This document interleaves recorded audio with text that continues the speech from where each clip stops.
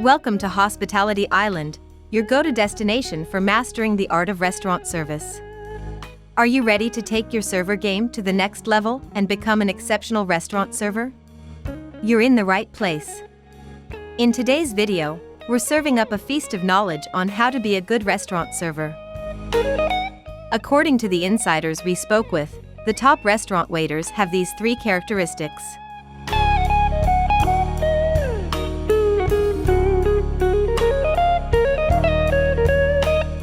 The greatest waiters know how to read their customers and adapt their service to suit their demands.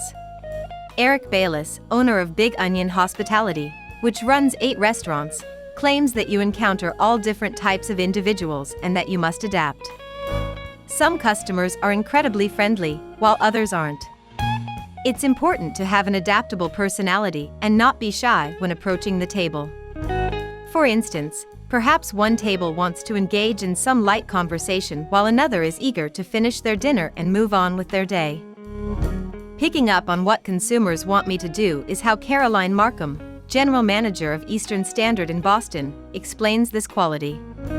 What kind of customer service can I provide that meets their expectations?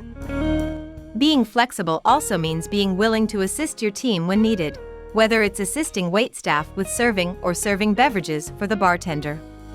Treat others as if they are walking into your personal home. Bayless advises staff. He says, I'm very sure you'd be a fine server if I came over to your house. You wouldn't respond, no, the bar back does that. You just carry it out.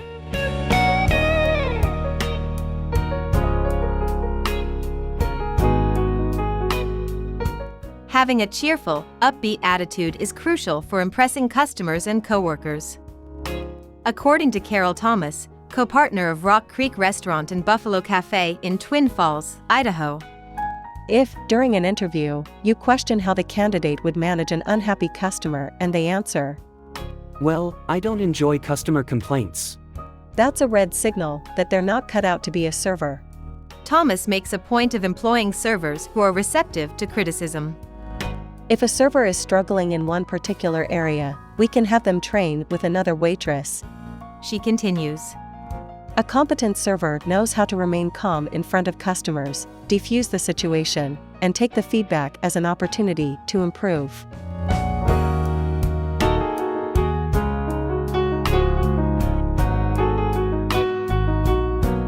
In order to ensure that the front-of-house personnel, who are frequently youthful and enthusiastic, leave a positive impression on senior patrons who have been coming there for years, Eastern Standard has a very comprehensive training program.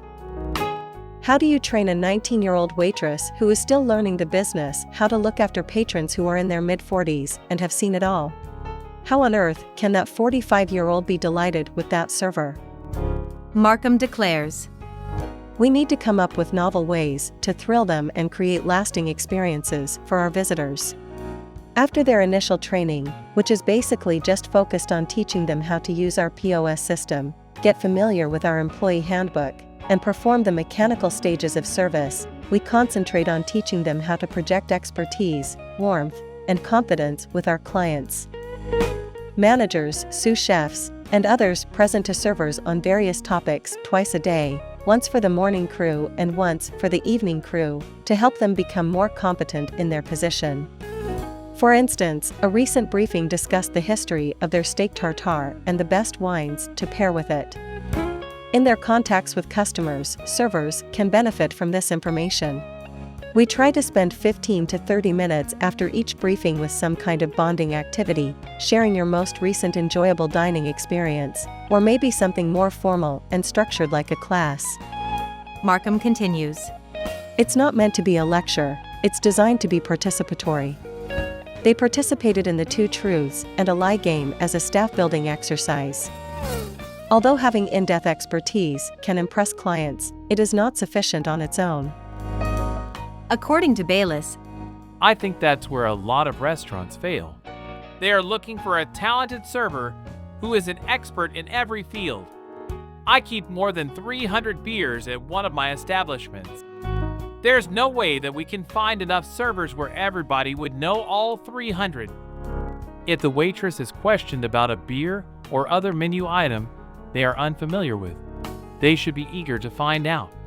He does, however, Offer wine and beer classes to all staff members so they can expand their knowledge. However, adaptability, friendliness, and expertise are essential for success in almost any hospitality environment. For example, a fine dining business may value wine knowledge, while a breakfast joint may value quickness and precision.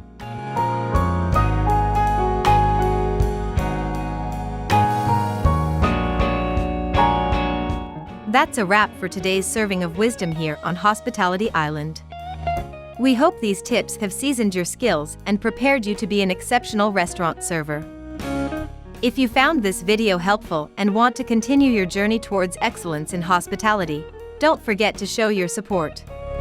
Hit that like button, subscribe to Hospitality Island for more delectable content, and ring the notification bell so you never miss a bite.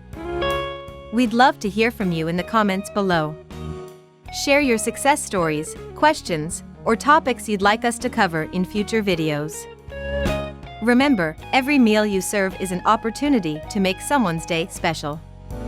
So go out there, be a stellar server, and spread the joy of exceptional service.